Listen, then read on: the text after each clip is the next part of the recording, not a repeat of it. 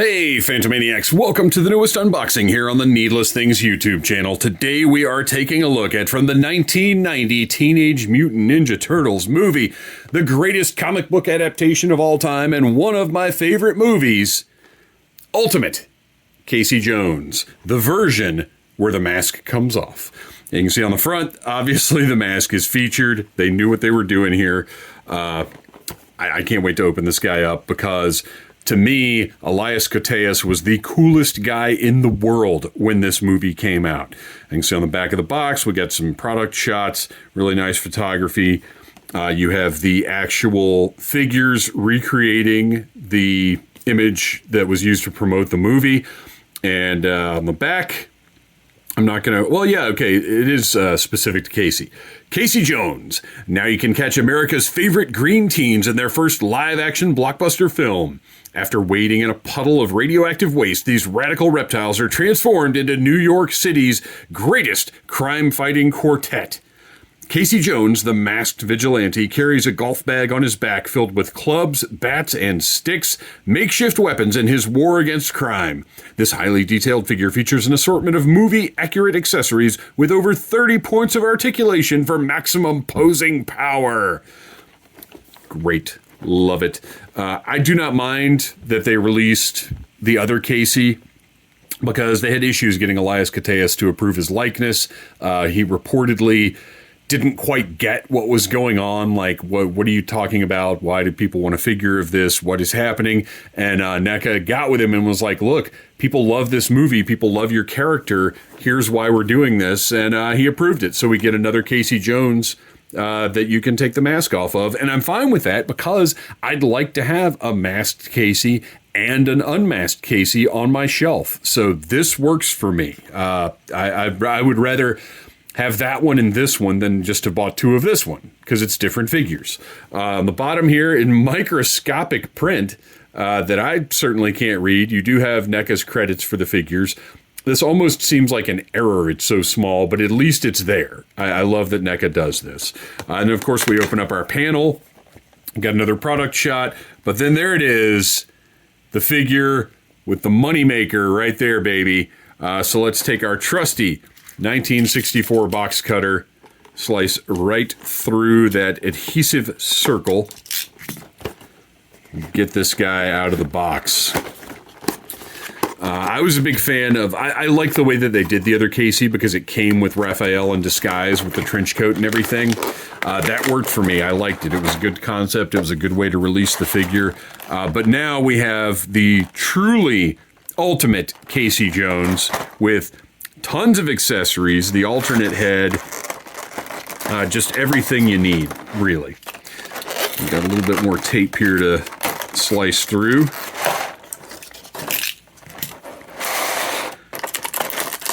Got all of his instruments of plunder, if you will. Get everything out of the box. I really love that NECA has utilized this new tray program, where rather than putting tape directly on the accessories, they put another tray on top to hold everything in place. That's the way to go. I really like having the separate mask here because it does feel like a cooler, and it's not one you can put on the figure. We'll take a look at that in a second. I gotta get everything out of frame here so we can focus on the little tiny accessories that this guy comes with. You just dump everything right out. Tons of hands, because you know that's how NECA rolls. Cricket. Nobody understands cricket. You gotta know what a crumpet is to understand cricket. All right. And normally I would use my trusty Dollar Tree fingernail clippers to cut through that annoying plastic tab thing. But I didn't put them over here. And actually, they're getting a little dull. It's time for some, it's time to go back to Dollar Tree and get some new clippers. All right, figure-wise, just a beautifully detailed figure. He's got the shirt that is whiter than white, potentially whiter than it should be. And I'm looking now, and he's got a paint spot on his elbow right here that I'm not loving, but that I'm pretty sure I can get off of there with a little effort. Sorry, I am still, and I might be saying this for the next month, I'm still getting used to the way my new phone focuses. So sometimes I'm going to do stuff like this and, hey, look at that. Oh, and then that's not going to work. So I gotta get used to this. But anyway, you can see the white spot of paint there that, well, okay, one of two things can happen. I can get that white spot of paint off, or, well, no, because I want both Caseys. So never mind. We'll figure that out. Oh, and I'd like to get a shout out to Clark from Instagram, who hooked me up with this figure. I have not seen it locally, and it's been driving me crazy because this is a must-have for me. And he found one, shipped it to me, and I really, really appreciate it because I still haven't seen the Hamato Yoshi and Oroku Saki set yet either. I don't know if that review will have gone up yet. This one's probably going to go up first, but Clark hooked me up with both of these, and I haven't seen either one locally because I just hate Walmart exclusives, and that's how they tend to be. Got a really nice deep elbow bend right there. I will take this joint over a double joint any day of the week, twice on Sundays. I'm really getting to a point where when articulation just messes with the aesthetics too much, I don't like it. I'm trying to flex this guy around as much as I can and test out all of his joints. Everything seems to work really well. Not a big fan of his the hole in the armpit of his shirt right there. Would have been nice. Yeah, why couldn't that have just been a white disc? And I understand the tooling for these figures. So that disc, for whatever reason, was in the same tool as all the flesh-colored... Sorry, I'm out of frame. That's another thing I'm going to keep doing because I have to get used to the new framing on this phone. This disc was in the same tooling as all the flesh-colored pieces of the figure because the shirt piece is a soft, almost would be considered like an add-on or an accessory, whereas the figure itself is gray and Caucasian.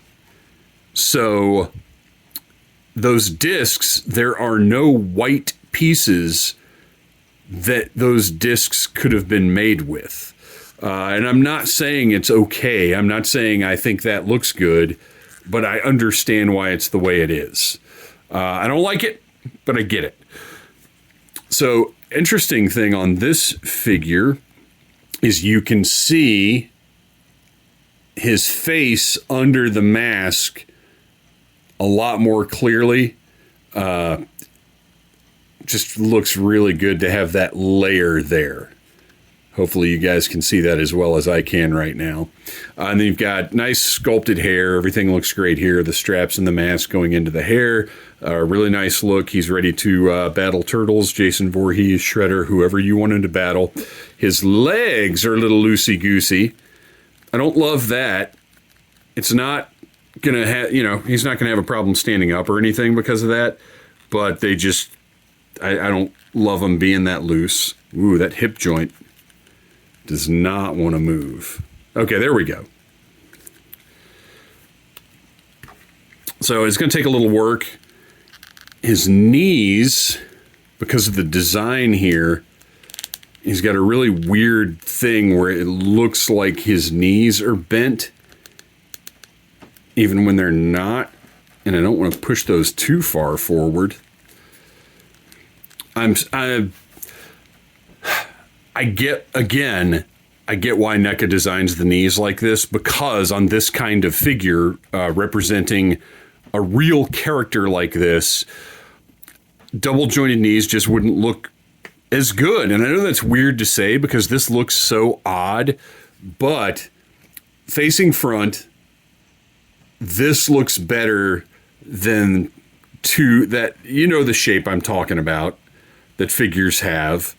And they don't have the option of adding like knee pads or something to make it look less awful. So this is pretty much just the way to go with these. It works. All right. So there's Casey, tons of sculpted detail. You can see the buttons on his vest. are painted in over here. He's got all of the sculpted folds, nice wash of paint to bring out everything. NECA is top notch as far as this stuff goes. Nobody's doing this better in a mass market retail way. And honestly, most collector-oriented lines don't do it as well. Hand-wise, he has got the pegs with the discs, so you've got that action and that action. That looks great. And as I mentioned, a plethora of hands to choose from, including a pointing hand, and then hands to hold all of his various weapons.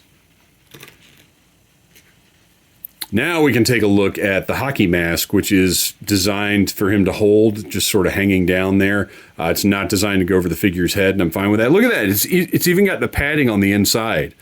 What a great detail that is. All the buckles are painted. That's fantastic. I mean, if you're going to do this as an accessory, you got to do it right, and NECA did it right. He's got his golf bag. Nicely painted, sculpted detail. Inside is white, which is a little weird, but also nobody's going to look at that. Who cares?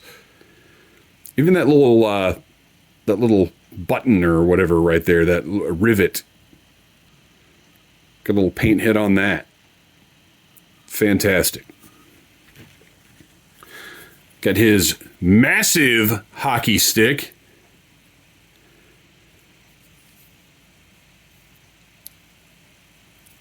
Looks great. Nice and taped up there. Got the more normal sized hockey stick, complete with... What the heck does that say? Sarto something. I don't know. Whatever.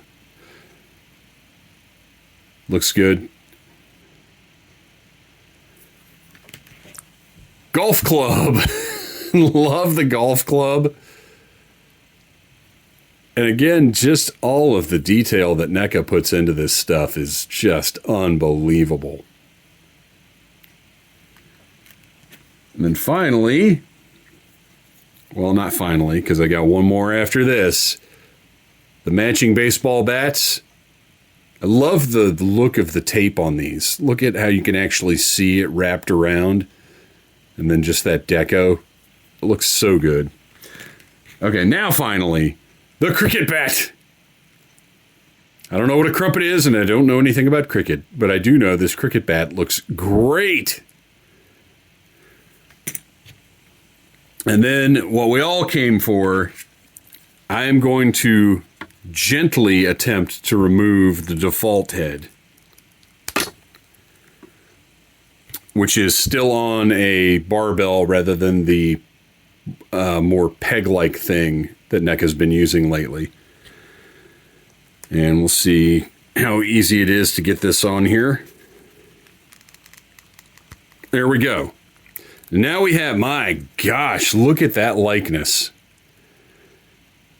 That is Elias Koteas through and through. The sculpt is fantastic, but that paint job is what is really bringing this guy to life.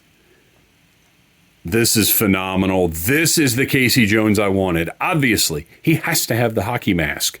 But like I said, I thought he was the coolest guy on the planet when this movie came out. And to have a figure of this Casey Jones, it really means a lot to me because I love that movie so much. It was a huge deal to me.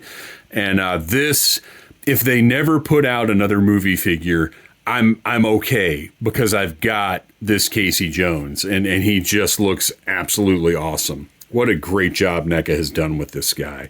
But fortunately, I do believe we've got a lot more movie figures coming out on the way. So there you go. Ultimate Unmasked Casey Jones, fantastic figure, a must-have if you're a fan of the 1990 Teenage Mutant Ninja Turtles movie.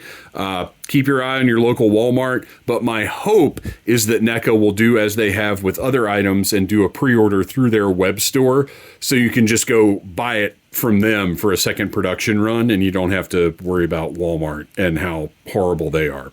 Thanks for watching, you guys. Please like, subscribe, share. And remember, well, he doesn't love being a turtle, but he loves being a smelly vigilante. Thanks for watching, you guys. Smash that like button if you like needless things.